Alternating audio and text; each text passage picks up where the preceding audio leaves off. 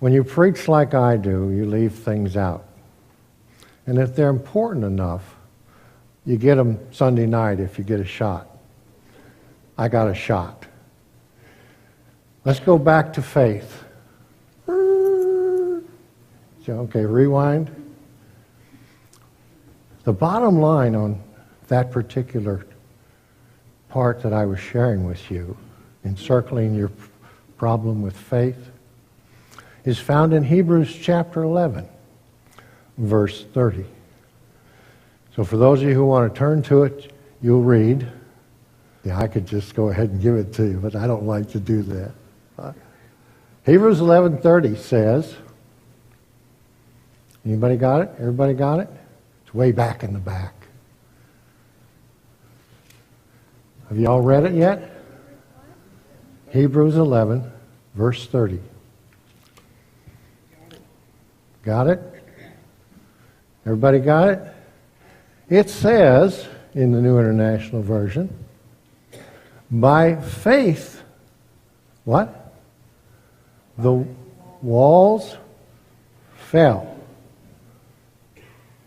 at Jericho after being encircled for 7 days. Is that what it says? Something like that? So take that one home with you. Joshua 6 is a great success story because the people paid attention to what God wanted for them. The problem with us, you and me, is that we tend to be a bit self-centered. And as long as it's going okay for us, we let it go that way. And as I shared with you this morning, when we get in trouble, then we decide we're going to pray.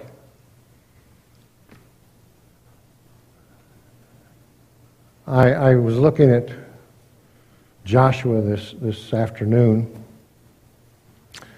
and I realized that I had written a study course or a January Bible study in Joshua. And I thought, wow, this is great. So I checked my website. Turns out it's not there. So I thought, what I will do is try to give you a little bit more of Joshua this evening. Would you like me to do that? Joshua chapter 7. Now, instead of preaching to you, if it's all right, on Sunday evening I prefer to kind of do let's have a little talk. I prefer to do a little teaching. And so I want to show you that the Old Testament has relevance for you and me today. And when you look at Joshua chapter 7, let me just give you an overview of it. It turns out that coming off this great high of doing what God had told Joshua and the Israelite people, they find themselves having to defeat a town that I pronounce Ai.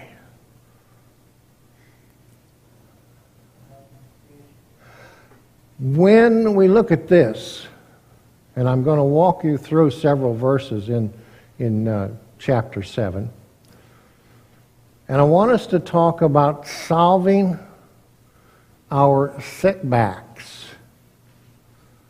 We tend to get in situations where we went 2 steps forward and 1 back. And what happened after this great victory at Jericho was that Joshua sends out his spies to look at Ai and say, tell me what you think. And they came back and they said, oh man, piece of cake. We don't have to send a bunch of our folks up there. Send about 3,000. Send 3,500. The results of the whole scrimmage, when the battle started, the folks at Ai didn't like this situation at all. They'd heard about Jericho, apparently. And they determined that it wasn't going to happen in their town. So they came out in full force and with determination. And the New International Version says that Joshua's little army got rousted. It's a nice name for kicking you back to where you just came from.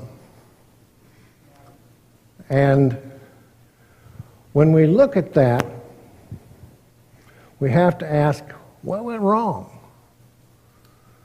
And for you Bible scholars who already know this what Joshua 7 is all about, what went wrong is that they, what'd they do? They left God out of it. They had a working formula, and the formula was go and ask God what I need to do in order to do what you want me to do, God. And he would say, okay, well, you got to go through these steps like this. Got to do it this way if you want success. So let's walk through this. The defeat at Ai was the signal that God was displeased with his people. And the first thing we have to note in the whole thing is that God wasn't consulted. He wasn't consulted concerning his people. And when we look at this text, we just have to ask the question that Joshua asked God, and what he said was, have you brought us here that the Amorites will destroy us, the Israelites? Have you heard that story before? Every time the Israelites got in trouble, they'd say, are you going to let those people beat us up? You know, every time they got in trouble, what was it because of? Disobedience. Or they didn't pay attention to what God wanted. And so when you look at it, you say, well, when are they going to learn? And so God speaks to Joshua, and he tells him very plainly, Israel has sinned. Now, just so you don't miss it, when you fail to include God in your life, you've sinned. When you leave him out of your decision making, if you take it, it becomes accursed.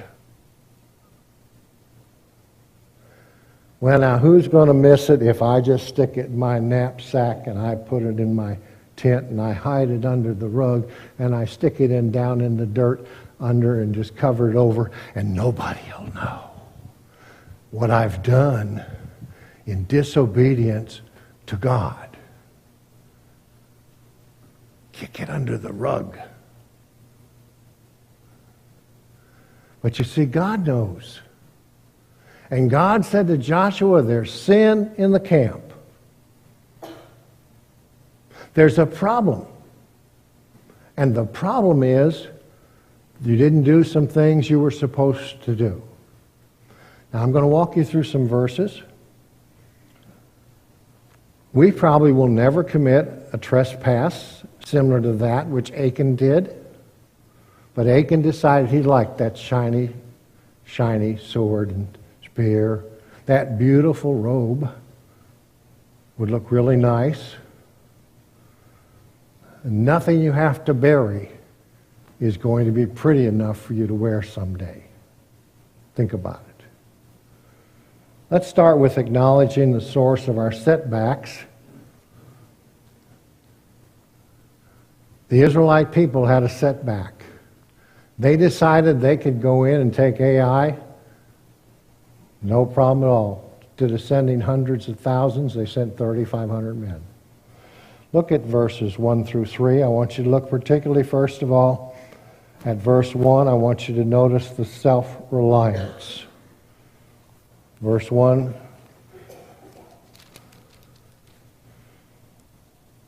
says, but the Israelites acted what? Unfaithfully in regard to the devoted things. Achan, son of, and I won't try to pronounce all those. Even if I did, you wouldn't believe I knew what I was doing. So the Lord's anger burned against Israel.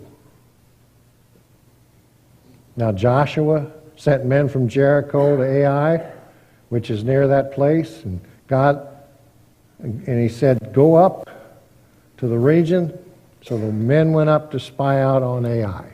See it? Self-reliance, personal independence. We're going to do it our way whether the Lord likes it or not. See, the problem when you don't consult the Lord to say, is this something you want me to do? You're self-reliant. It's one of those things where you personally have to decide that you're big enough to handle the situation. So Joshua said, send out the spies. Now, let's remember who Joshua is. Joshua is Caleb's buddy. Joshua and Caleb were the two spies that said, oh, God can do anything, where the 10 said, no, he can't.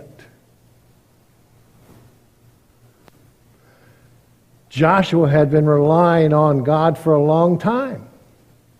Joshua had been being led by God for a long time. Joshua was essentially standing by every moment to hear a word from God. What should I do next, God? And all of a sudden, one great big victory like Jericho, and he gets all puffed up and decides he's going to know how to do this thing, so let's send some spies out. Standard procedure, Israelite stuff, right? Send out the spies.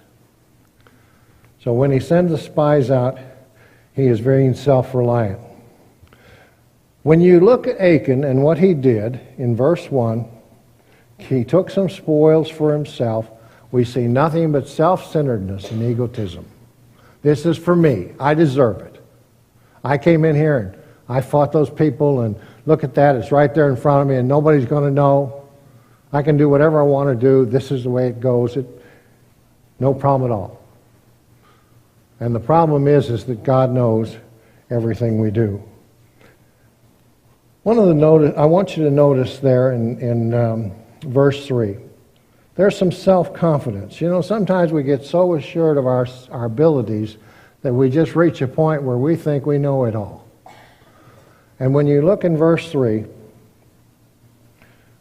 Joshua's spies, verse 3, when they returned to Joshua, they said, not all the people will have to go up against Ai. Send 2,000 or 3,000 men to take it. And do not weary all the people, for only a few men are there. Well, maybe the spies should have seen what kind of tough women they had in that town. I don't know, but I noticed right away that if there were just a few men, shame on those 3,000 plus folks who couldn't beat up on that little town. Joshua's spies determined the battle plan. You have to keep in mind, what's the problem here? God is left out. Whenever Joshua could have fixed things, he didn't. What's the first thing Joshua could have done? Joshua could have had a prayer meeting. Not a Baptist kind where you call all kinds of committees. Not where you kind of get together and you decide what we're going to do and how our long-range plan is going to work out. Joshua needed a prayer meeting with God, and he needed it with just him and God. And God had to tell him, Joshua, you're making a big mistake because I know how to fight your battles. And when you're self-reliant and self-centered and egotistical and all those other things I've already described in verses 1, 2, and 3, the problem is you leave God out of your life. And without God in your life, you don't stand a chance. So, when we look at this, we see that the source of our setback is self. Our biggest problem when it comes to going forward to and pushed back one is that we are in the way of letting God do what God wants to do for us. The biggest problem of our setback is self. Self-reliance, self-centered, self-confidence. These are all great things. But when they're not used in conjunction with God's leadership, there are side effects. And let me take you to verses 4 through 9. First of all, look at verse 4 and verse 5. The first thing that happens is that it brings defeat. When you go in thinking I'm a winner, and you come out a loser, the side effects of doing your own thing and not following God is that you're not going to necessarily win the battle. The side effects is really clear here, and then it says they sent 3,000 men. They were defeated. How many did it say they died? 36. Now, that may not mean anything to you, but if one of those 36 belonged to you, it'd make a difference, wouldn't it? Or let's put it like self, if you were one of the 36. How many did they lose at Jericho? None. But when they run their own show and they send out their own spies, what happens? They run 3,000 men out the road and make them run back to Joshua and say, I think we made a mistake.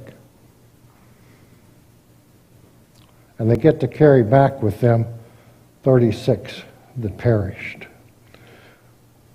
When you go to verse 7, what you notice is that there's discouragement. Joshua questions God. What's the question Joshua has to ask in verse 7?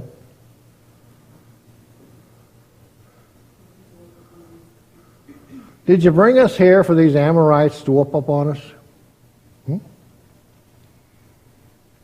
Now, that's a pretty stupid question to ask God. God doesn't take you somewhere so that someone else, well, let's just put it in these terms. God doesn't take you Christians to the devil so he can beat you up. Is that it? That's about as plain as I can get it. So the next time you have a difficulty in life, and you say, oh God, why are you doing this to me? Keep in mind that it may be one of your setbacks. It may be your self-reliance that puts you in the situation. And it may be then that when you start saying, God, why are you doing this to me? You might want to say, whoa, that sounds like Joshua chapter 7.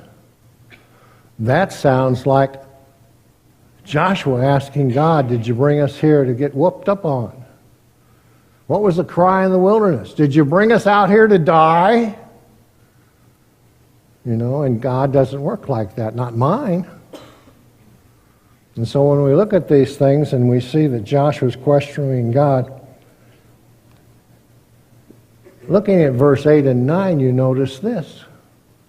That when you question God, it brings doubt to others. And you notice there in verse 8 and 9, it says, O Lord, what can I say now that Israel has been rousted by its enemies? The Canaanites and the other people of the country will hear about this. They will surround us and wipe out our name from the earth. What then will you do for your own great name? God's name's not going to change if your fame changes. If you find yourself in a situation that you don't belong in, God's not going to be destroyed by it. You are. When we look at this and they try to say, well, other people will know. Well, of course they will. Other people will hear about our setback. Don't you think the word went out pretty quickly that you know those folks that beat up Jericho? They got whooped over at AI. Just like keeping score in a football game, isn't it? Well, who's still on top and who's got the winning streak? You want to stay on top and have the winning streak, you got to stay with Jesus. Did you get that one? Yeah, you got to keep working God's plan, not yours. And so looking again at verse 9, it brings dishonor. What's he saying there? He said, well, we're going to get a bad name. We're going to get a bad name.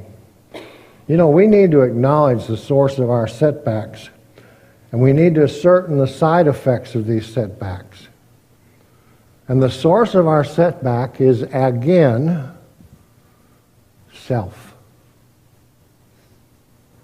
Again, let me emphasize what I did this morning.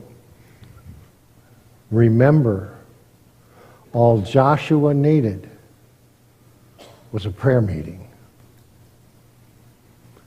Let me put it this way, because it's the simplest way I know. Joshua needed just a little talk with Jesus to make it right. Y'all remember that one? Yeah, okay. Now, we've acknowledged the source of our setbacks. That's basically ourselves. We've ascertained that the side effects of our setbacks are there. We need to apply the solution to our setbacks. Look at verse 10. Verse 11 and verse 12. Joshua was told in verse 10, what's he told? Stand up. When Joshua finally decided to consult the Lord about his situation, as near as I can figure, he must have been laying on his face. You ever been that low with your problems? Joshua was. And so the first thing the Lord has to do is get his attention. He has to say, get up. Stand up. Isn't that some of the stuff that Paul used to say? Paul used to say, stand up. Suit up. And then he used to say, go get him. You understand? I'm talking about the one in the Bible, Paul, the apostle. Yeah. That was his military terminology that he used a lot. So, let me get really personal here. You need a little talk with Jesus, and you need to be standing up because he can't use you when you're down in the dumps. So he wants to get you on your feet. He wants you to face the conviction of sin. He wants you to know that you need to follow his instructions. Now, anytime you want to check out this simple little formula of let's see what happens when I try to float my own boat, go right ahead. Because without Jesus as your pilot, you're going to sink. And you're going to have what we call setbacks. You know, well, I'm here to tell you the name of the setbacks is still sin. I want you to look at verse 13. Preacher after preacher will come on a Sunday morning and he will say, people, if you don't know Jesus, you need to come let me talk to you. He'll follow that pretty quickly with somebody needs to come to the altar to pray. He'll follow that quite rapidly with maybe you just need to come and rededicate your life.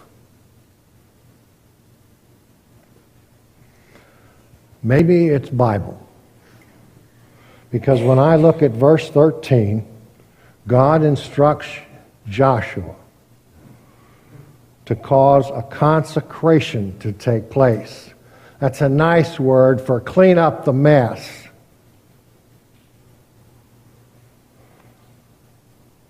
So in order for us to remove the setback, we need to have a consecration. Actually, you can translate that word to be the word sanctification. You got to get a little holy again. You got to take your setback and say, I messed up. God, please fix it. Because you know right away you can't handle the job because you just messed the last one up. And so when we look at this and we say, well, what's going on here? Well, we need to be consecrated. And the bottom line of that is we need to become holy. Look at verse 16. In verse 13, you learn that you need to be consecrated. In verse 16, you learn to the compliance. And essentially, it's that you need to do the will of the Lord. Now, why do I have to do the will of the Lord? Well, I would say that if you're familiar with Mark chapter 14, verse 36, Jesus said, "Not my will, but the will of the Father." And if Jesus thinks it's important to go to the Father for guidance, I think we probably need to look at it and say, I think that's important for us to do too. When you get to verses 20 and 21, the heart of the whole situation comes really cold, just smack in your face. And when you're at verse 20 and 21, what you're reading is this. You're reading a confession. And the confession goes, Achan replied, "It is true, I have sinned against the Lord, the God of Israel. This is what I have done." Achan said, "I've sinned." Well, 7 other men in the Scriptures made the same confession. Pharaoh made that confession. Balaam made that confession. King Saul made that confession. David made that confession. Shimei made that confession. Judas made that confession. And the prodigal son said, "I have sinned against God."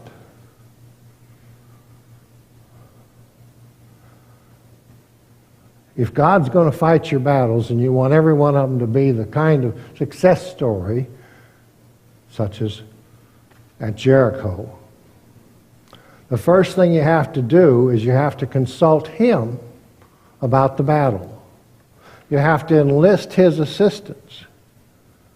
Because you need to remember that it's not God who fights, it's not you who fights your battles, it's God. The battle is not yours, the battle is God's.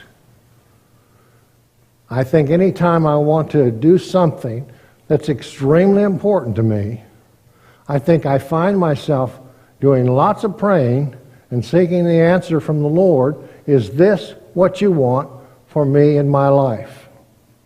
When we look at all of that, we have to come up with this situation.